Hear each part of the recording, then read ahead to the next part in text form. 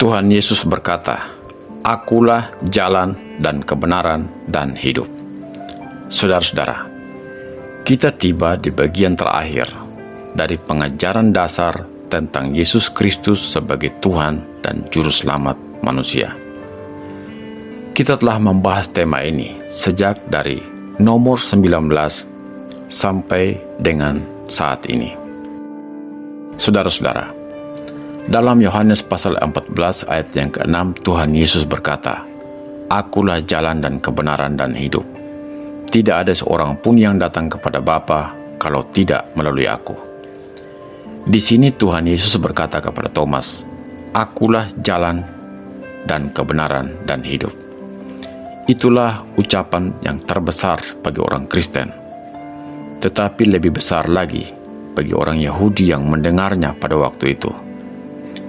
Di dalamnya Tuhan Yesus menyebutkan 3 dari konsepsi besar dari agama Yahudi dan membuat tuntutan yang hebat bahwa di dalam Dia ketiga-tiganya itu telah direalisasikan.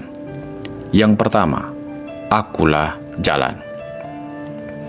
Orang-orang Yahudi telah banyak membicarakan soal jalan yang harus dijalani oleh manusia dan jalan-jalan Tuhan. Dalam Ulangan pasal 5 ayat 32-33 mengatakan begini, "Maka lakukanlah semuanya itu dengan setia seperti yang diperintahkan kepadamu oleh Tuhan Allahmu. Janganlah menyimpang ke kanan atau ke kiri."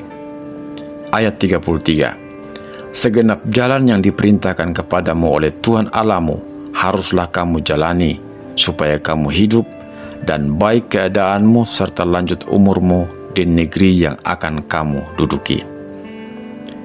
Kemudian Ulangan pasal 31 ayat 29, "Sebab aku tahu bahwa sesudah aku mati, kamu akan berlaku sangat busuk dan akan menyimpang dari jalan yang telah kuperintahkan kepadamu. Sebab itu di kemudian hari malapetaka akan menimpa kamu, apabila kamu berbuat yang jahat di mata Tuhan dan menimbulkan sakit hatinya dengan perbuatan tanganmu." Lalu dalam Yesaya pasal 30 ayat 21, "Dan telingamu akan mendengar perkataan ini dari belakangmu, inilah jalan, berjalanlah mengikutinya, entah kamu ke kanan atau ke kiri." Yesaya pasal 35 ayat 8, "Di situ akan ada jalan raya yang akan disebutkan jalan kudus. Orang yang tidak tahir tidak akan melintasinya, dan orang-orang pandir tidak akan mengembara di atasnya." Mazmur pasal 27 ayat 11, "Tunjukkanlah jalanmu kepadaku ya Tuhan, dan tuntunlah aku di jalan yang rata oleh sebab seteruku." Saudara-saudara, orang-orang Yahudi mengetahui banyak hal tentang jalan Tuhan, yang di atasnya manusia harus berjalan. Dan tiba-tiba Tuhan Yesus berkata, "Akulah jalan itu." Apa yang dimaksudkan di sini? Seandainya kita berada dalam suatu kota yang asing dan menanyakan suatu jurusan, dan seandainya orang yang ditanyai itu menjawab begini, "Ambillah jalan yang pertama ke kanan dan jalan yang kedua ke kiri. Lintasilah taman, kemudian lewati sebuah gedung gereja. Ambil jalan ketiga, lalu belok ke kanan, dan jalan yang saudara cari adalah yang keempat yang ada di sebelah kiri." Jika saudara mendapatkan jawaban seperti itu, kemungkinan besar ketika kita berusaha menjalaninya, kita akan tersesat sebelum mencapai separuh jalan dari petunjuk arah tadi itu. Tetapi seandainya orang yang ditanya itu berkata, "Marilah, saya akan menunjukkan jalan itu. Mari kita akan jalan sama-sama." Dalam hal itu, orang itu sendiri yang tahu jalan, dan kita tidak mungkin lagi tersesat. Itulah yang Tuhan Yesus lakukan. Dia tidak hanya memberi nasihat dan pengharapan. Dia menuntun dan memimpin secara pribadi setiap orang untuk hidup dalam jalan kebenaran. Dia tidak mengatakan tentang jalan itu, tetapi dia mengatakan dialah jalan itu. Yang kedua adalah akulah kebenaran. Tuhan Yesus mengatakan ini, akulah kebenaran. Sekarang kita lihat Mazmur pasal 26 ayat yang ketiga. Pemazmur mengatakan, sebab mataku tertuju pada kasih setiamu dan aku hidup dalam kebenaranmu. Mazmur pasal 86 ayat 11. Tunjukkanlah kepadaku jalanmu ya Tuhan, supaya aku hidup menurut kebenaranmu. Bulatkanlah hatiku untuk takut akan namamu. Lalu Mazmur 119 ayat 30. Aku telah memilih jalan kebenaran, telah menempatkan hukum-hukummu di hadapanku. Saudara-saudara, banyak orang, bahkan nabi-nabi, telah menceritakan tentang kebenaran. Tetapi tidak ada seorang pun di antara mereka yang mengatakan seperti yang Tuhan Yesus ucapkan, akulah kebenaran. Ada satu yang penting mengenai kebenaran moral. Moral seseorang mempengaruhi ajaran seseorang. Kalau seseorang ingin mengajarkan kebenaran moral, bagaimana dengan moral dan watak dari orang itu? Itu penting untuk dipertimbangkan. Seseorang yang suka bersinah, tetapi mengajarkan hal pentingnya kesucian akan menjadi hal yang aneh. Seseorang yang suka mencuri atau merampok, tetapi mengajarkan soal nilai kedermawanan akan menjadi hal yang aneh. Seseorang yang berhasrat tinggi untuk menguasai, tetapi mengajarkan tentang keindahan kerendahan hati akan menjadi hal yang aneh. Seseorang yang memiliki sifat pemarah dan senang membunuh, tetapi mengajarkan tentang keindahan penguasaan diri akan menjadi hal yang aneh. Seseorang yang mempunyai watak pendendam, tetapi mengajarkan tentang keindahan kasih akan menjadi hal yang aneh. Bagaimanapun pengajaran yang dia sampaikan, ajaran yang dia sampaikan tidak akan efektif karena bertolak belakang dengan kehidupan moral yang dia jalani. Kebenaran-kebenaran moral tidak bisa disampaikan hanya dengan kata-kata, tetapi harus dengan teladan hidup yang dapat dilihat dan disaksikan oleh orang lain.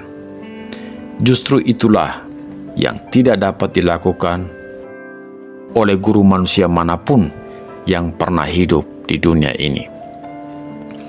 Tidak ada seorang tokoh atau pengajar yang menghayati dan mendarah dagingi kebenaran sepenuhnya atas apa yang diajarkan. Banyak orang mungkin dapat mengatakan, aku telah mengajarkan kebenaran kepadamu. Tetapi tidak ada orang yang berkata, akulah kebenaran itu.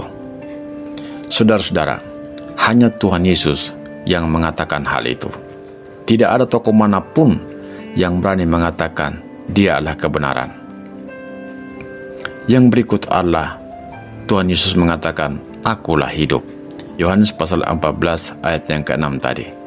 Sekarang kita lihat Mazmur pasal 16 ayat 11. Pemazmur mengatakan, engkau memberitahukan kepadaku jalan kehidupan. Di hadapanmu ada sukacita berlimpah-limpah, di tangan kananmu ada nikmat senantiasa. Amsal pasal 6 ayat 23, karena perintah itu pelita, dan ajaran itu cahaya, dan teguran yang mendidik itu jalan kehidupan. Amsal pasal 10 ayat 17, siapa mengindahkan didikan menuju jalan kehidupan, tetapi siapa yang mengabaikan teguran tersesat. Saudara-saudara, pada akhirnya apa yang selalu dicari oleh manusia ialah kehidupan. Yang dicari bukanlah pengetahuan untuk hanya mengetahui, melainkan apa yang membuat kehidupan itu berharga untuk dihidupi. Kasih membawa kehidupan. Itulah yang dilakukan oleh Yesus Kristus. Yohanes pasal 3 ayat 16 mengatakan, karena begitu besar kasih Allah akan dunia ini, sehingga ia telah mengaruniakan anaknya yang tunggal, supaya setiap orang yang percaya kepadanya tidak binasa, melainkan beroleh hidup yang kekal. Tuhan Yesus berkata dengan tegas, "Akulah hidup." Ini menyatakan jelas bahwa Dia adalah sumber kehidupan. Ia mempunyai kuasa memberikan makanan kehidupan kepada setiap orang yang percaya kepadanya. Saudara-saudara, tidak ada seorang pun yang datang kepada Bapa kalau tidak melalui Aku, kata Tuhan Yesus. Hanya di dalam Dialah ketiganya itu terrealisasi, yaitu jalan, kebenaran, dan hidup.